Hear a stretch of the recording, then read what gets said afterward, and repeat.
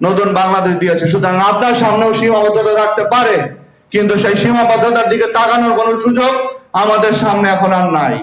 আমাদের সামনে একটাই সুযোগ, আমাদের ডেডিকেশন। আমাদের সামনে একটাই কাজ, আমাদের উপর অর্পিত যে দায়িত্ব আছে সেই দায়িত্ব যথাযথভাবে দক্ষতার সাথে যোগ্যতার সাথে পালন করা। এর বাইরে কোনো চিন্তা করার কোনো সুযোগ নাই। সুতরাং কোনো সীমাবদ্ধতার কথা আমরা শুনতে আসি নাই। আমরা আপনার দক্ষতা এবং ডেডিকেশন দেখতে এসেছি। অনেক ট্রেনিং হয়, প্রতিবারই ট্রেনিং হয়, এবারও ট্রেনিং হবে, কিন্তু আমরা আপনাদের বিবেককে জাগ্রত করতে চাই। দয়া করে আশরাফুল মাখলুকাত, সৃষ্টির শ্রেষ্ঠ জীব, এই বিবেকটা বিক্রি করবেন না, মেরুদণ্ডটাকে বাঁকা করবেন না। একটা মানুষ এক জীবনে একটা রাষ্ট্রকে একবারই দিতে পারে। এই রাষ্ট্রের পরিচয় দেন, এই রাষ্ট্রের নাগরিকত্ব নিয়ে বিভিন্ন রাষ্ট্রে ভ্রমণ করেন। এই রাষ্ট্রকে দেওয়ার সুযোগ কয়বার আপনার হয়েছে? এই যে সুযোগ এসেছে, এই সুযোগকে যথাযথভাবে কাজে লাগাতে হবে। আমরা কোন রকম কোনো গাফিলতি, কোনো শৈথিল্যতা, কোনো কিছু আমরা বরদাস্ত করব না। Keep it in your mind. আমরা সবকিছু মনিটরিং করছি। আপনার যদি কোনো সমস্যা হয়, আপনি যদি কোনো আতঙ্ক ফিল করেন, আপনি আমাদেরকে জানান, আমরা ব্যবস্থা নেব, আমরা তাদের বিরুদ্ধে ব্যবস্থা নেব। কিন্তু আমরা যেন আপনাদের কাছ থেকে কোনো রকম কোনো দায়িত্বের প্রতি কোনো অবহেলা না দেখি।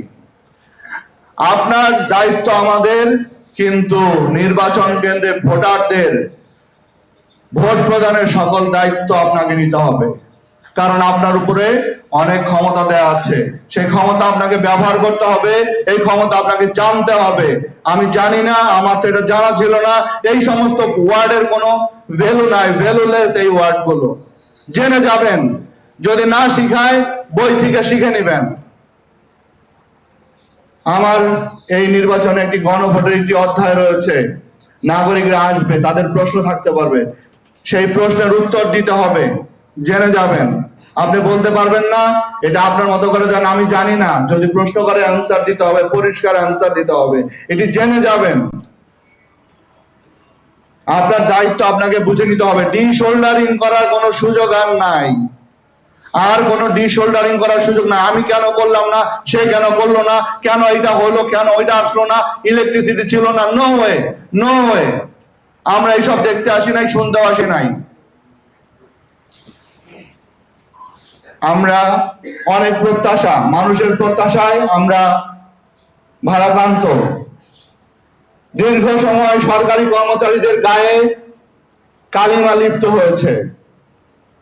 সরকারি কর্মচারীরা ব্যর্থতার পরিচয় দিয়েছে বারংবার। আম নয়, অনেক হয়েছে, অনেক হয়েছে। আমরা কারো গোলামি, কোনো ব্যক্তির গোলামি করতে চাই না। আমরা রাষ্ট্রের গোলামি করব, কোনো ব্যক্তির নয়। এটা মাথায় রাখতে হবে।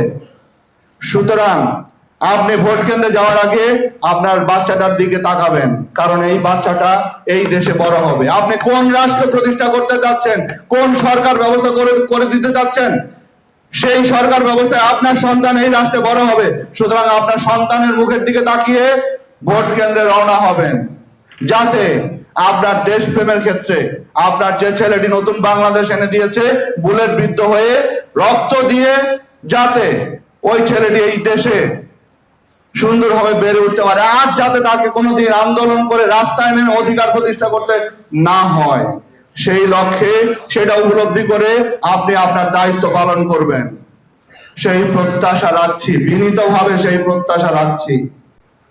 আমরা বিশ্বাস করি আপনাদের সকলের সেই যোগ্যতা রয়েছে, সেই দক্ষতা রয়েছে। আমরা বলে দিয়েছি, কোন ভোট কেন্দ্রে কোনো ইস্যু তৈরি হলে, কোনো ঝামেলা তৈরি হলে, সেখানে 5 মিনিটের মধ্যে ফোর্স যাবে, ইনশাআল্লাহ 5 মিনিটের মধ্যে ফোর্স যাবে। আমরা উই অল আর কমিটেড। আমাদের সব আমরা এক প্ল্যাটফর্মে এসেছি। সুতরাং আপনাদের কোনো ভয়ের তো কোনো কারণ নাই। আর যে বাংলাদেশের সন্তানরা এক নদী রক্ত দিয়ে দেশ স্বাধীন করেছে, যে বাংলাদেশের সন্তানরা রক্ত দিয়ে নতুন বাংলাদেশ এনে দিয়েছে, সেই বাংলাদেশের মানুষ ভয় কিসের? এত ভয় পাওয়া তো যাবে না। এখন ভয়ের সময় নাই, ত্যাগের সময়। ত্যাগ করতে হবে। ত্যাগের মনোবাসনা নিয়ে ভোট কেন্দ্রে যাবেন দয়া করে, এবং রাষ্ট্রের যে প্রত্যাশা সেই 12 তারিখে সেই প্রত্যাশা পূরণ করে বাড়ি ফিরবেন। আমাদের বিভিন্ন বাহিনী যারা আছে বিনীতভাবে অনুরোধ করব, আমাদের লক্ষ্য শুধুমাত্র ভোট কেন্দ্র নয়, আমাদের লক্ষ্য হচ্ছে এই মানুষগুলো, আমার ভোটারগুলো, তারা ভোট কেন্দ্র থেকে বাড়িতে সুন্দরভাবে ফিরবে। যেমন তারা ভোট দিয়ে আসবে, হাসি মুখে তারা বাড়ি ফিরবে। আমরা তাদেরকে পুরো এলাকা নিরাপত্তার বলয়ে নিশ্চিত করতে চাই, নিরাপত্তা বলয়ে ঢেকে দিতে চাই। এবং আবারও বলছি, মিডিয়ার ভাইদের কাছে বলছি, যদি কেউ নির্বাচনের দিন কোনো ঝামেলা সৃষ্টি করার কল্পনা করে, আমাদের কাছে আর সতর্ক করার কোনো সুযোগ নেই। সে যেই হোক, আমরা কোনো সতর্ক করব না, আমরা ব্যবস্থা গ্রহণ করব। আমরা জাতিকে একটা ফ্রি ফেয়ার উৎসবমুখর পরিবেশ একটা নির্বাচন উপহার দিতে চাই, যে নির্বাচন হবে আন্তর্জাতিকভাবে মানদণ্ডপূর্ণ। সেখানে আপনাকে নিরপেক্ষতার মানদণ্ডে উন্নীত হতে হবে, এবং এবারই সুযোগ, আপনাকে দৃষ্টান্ত স্থাপন করতে হবে, আপনিও পারেন। আমরা বিশ্বাস করি আপনাদের সকলের মধ্যে সেই দৃষ্টান্ত স্থাপন করার মতো যোগ্যতা আছে, আন্তরিকতা আছে, এবং আপনারা সেই দৃষ্টান্ত স্থাপন করার জন্য কমিটেড। সেই প্রত্যাশা রেখে আবারও এখানে যারা উপস্থিত হয়েছে, সুন্দর আয়োজন করেছে, তাদের সকলের প্রতি ধন্যবাদ জানিয়ে, কৃতজ্ঞতা জানিয়ে আমার বক্তব্য এখানে শেষ করছি। সবাই ভালো থাকবেন, সকলকে ধন্যবাদ। আসসালামু আলাইকুম।